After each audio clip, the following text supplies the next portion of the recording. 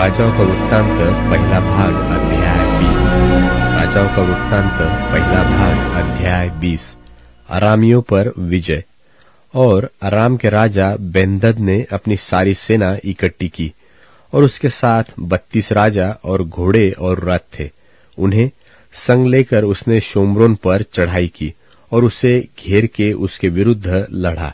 और उसने नगर में इस्राएल के राजा अहाब के पास दूतों को यह कहने के लिए भेजा कि बेंदद तुझसे यो कहता है कि तेरा चांदी सोना मेरा है और तेरी स्त्रियों और लड़के बालों में से जो उत्तम उत्तम है वह भी सब मेरे है। इस्राएल के राजा ने उनके पास कहला भेजा, हे मेरे प्रभु, हे मेरे राजा, तेरे वचन के अनुसार मैं और मेरा जो कुछ है सब तेरा है।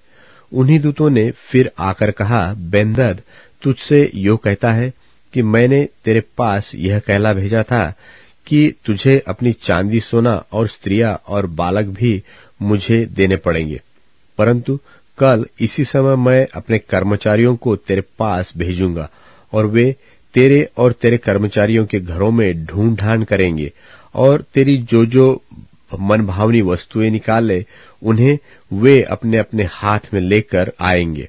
तब इस्राएल के राजा ने अपने देश के सब पुरनियों को बुलवाकर कहा, सोच विचार करो कि वह मनुष्य हमारी हानि ही का अभिलाषी है। उसने मुझसे मेरी स्त्रियां बालक चांदी सोना मंगा भेजा है और मैंने इनकार न किया। तब सब पुरनियों ने और सब साधारण लोगों ने उससे कहा, उसकी न सुनना और न मानना। तब राजा ने बेंदद के दूतों से कहा, मेरे प्रभु राजा से मेरी ओर से कहो, जो कुछ तूने पहले अपने दास से चाहा था वह तो मैं करूंगा, परंतु यह मुझसे न होगा। तब बेंदद के दूतों ने जाकर उसे यह उत्तर सुना दिया। तब बेंदद ने अहाब के पास कहला भेजा, यदि शोम्रोन में इतनी धूली निकले कि मेरे सब पीछे चलनेहारों की मुट्ठी भर कर अट जाए तो देवता मेरे साथ ऐसा ही वरन ऐसे से भी अधिक करे। इस्राएल के राजा ने उत्तर देकर कहा, उससे कहो कि जो हथियार बांधता हो वह उसकी नाई न फूले जो उन्हें उतारता हो। यह वचन सुनते ही वह जो और राजा समेत डेरों में पीक रहा था उसने अपने कर्मचारियों से कहा, पांति बांधो। वह तब उन्हें नगर के विरुद्ध पांति बांधी। तब एक नबी ने इस्राएल के राजा अहाब के पास जाकर कहा, यहोवा तुझसे यो कहता है कि यह बड़ी भीड़ जो तूने देखी है उस सबको मैं आज तेरे हाथ में कर दूंगा, इससे तू जान लेगा कि मैं यहोवा हूं। अहाब ने पूछा, किसके द्वारा? उसने कहा, यहोवा यो कहता है कि प्रदेशों के हाकिमों के सेवकों के द्वारा। फिर उसने पूछा, युद्ध को कौन आरंभ करे? उसने उत्तर दिया, तू ही। तब उसने प्रदेशों के हाकिमों के सेवकों की गिनती ली और वे 232 निकले। और उनके बाद उसने सब इस्राएली लोगों की गिनती ली और वे 7000 निकले। ये दोपहर को निकल गए। उस समय बेंदद अपने सहायक 32 राजाओं समेत डेरों में दारू पीकर मतवाला हो रहा था। प्रदेशों के हाकिमों के सेवक पहले निकले। तब बेंदद ने दूत भेजे और उन्होंने उससे कहा, शोम्रोन से कुछ मनुष्य निकले आते हैं। उसने कहा, चाहे वे मेल करने को निकले हो चाहे लड़ने को, तो भी उन्हें जीवित ही पकड़ लाओ। तब प्रदेशों के हाकिमों के सेवक और उनके पीछे की सेना के सिपाही नगर से निकले और वे अपने अपने सामने के पुरुषों को मारने लगे और अरामी भागे और इस्राएल ने उनका पीछा किया। और अराम का राजा बेंदद सवारों के संग घोड़ों पर चढ़ा और भागकर बच गया। तब इस्राएल के राजा ने भी निकलकर घोड़ों और रथों को मारा और अरामियों को बड़ी मार से मारा। तब उस नबी ने इस्राएल के राजा के पास जाकर कहा, जाकर लड़ाई के लिए अपने को दृढ़ कर और सचेत होकर सोच कि क्या करना है, क्योंकि नए वर्ष के लगते ही अराम का राजा फिर तुझ पर चढ़ाई करेगा।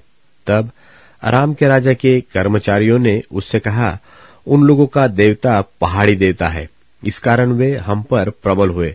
इसलिए हम उनसे चौरस भूमि पर लड़े तो निश्चय हम उन पर प्रबल हो जाएंगे। और यह भी काम कर, अर्थात सब राजाओं का पद ले ले और उनके स्थान पर सेनापतियों को ठहरा दे। फिर एक और सेना जो तेरी उस सेना के बराबर हो जो नष्ट हो गई है, घोड़े के बदले घोड़ा और रथ के बदले रथ अपने लिए गिन ले। तब हम चौरस भूमि पर उनसे लड़े और निश्चय उन पर प्रबल हो जाएंगे।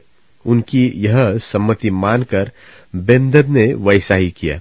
और नए वर्ष के लगते ही बेन्हदद ने अरामियों को इकट्ठा किया और इस्राएल से लड़ने के लिए अपेक को गया। और इस्राएल भी इकट्ठे किए गए और उनके भोजन की तैयारी हुई। तब वे उनका सामना करने को गए और इस्राएली उनके सामने डेरे लगाकर बकरियों के 2 छोटे झुंड से देख पड़े, परंतु अरामियों से देश भर गया।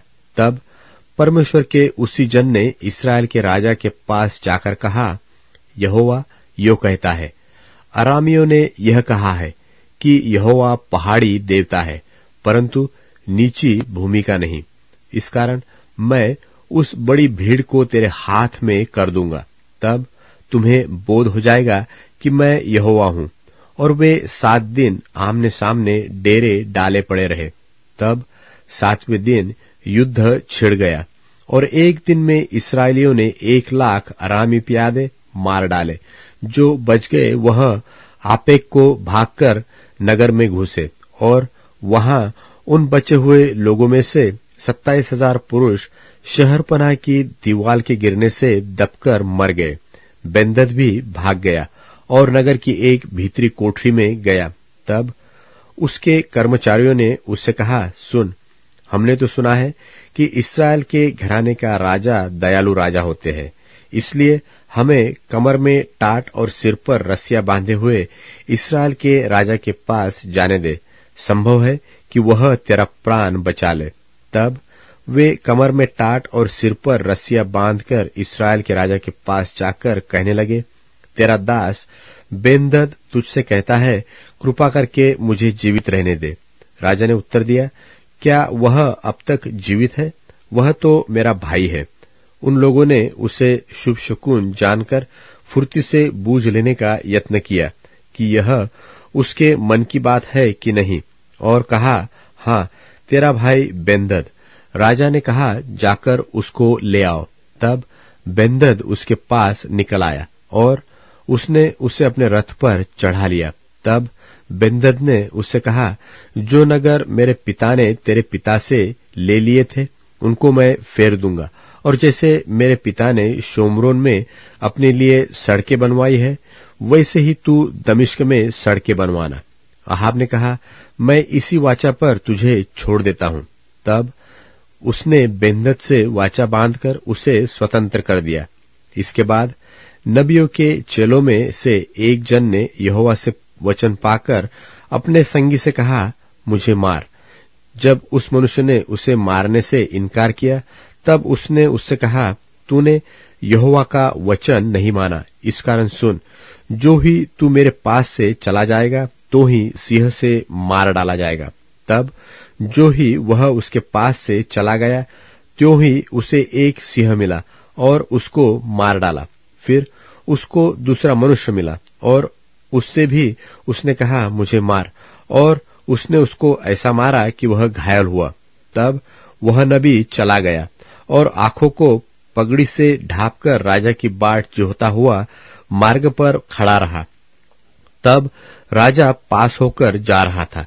तब उसने उसकी दोहाई देकर कहा कि जब तेरा दास युद्ध क्षेत्र में गया था, तब कोई मनुष्य मेरी ओर मुड़कर किसी मनुष्य को मेरे पास ले आया और मुझसे कहा, इस मनुष्य की चौकसी कर।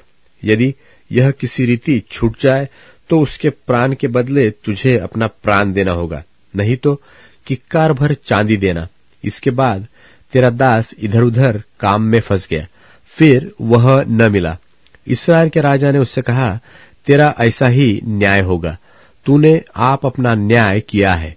नबी ने झट अपनी आंखों से पगड़ी उठाई तब इस्राएल के राजा ने उसे पहचान लिया कि वह कोई नबी है।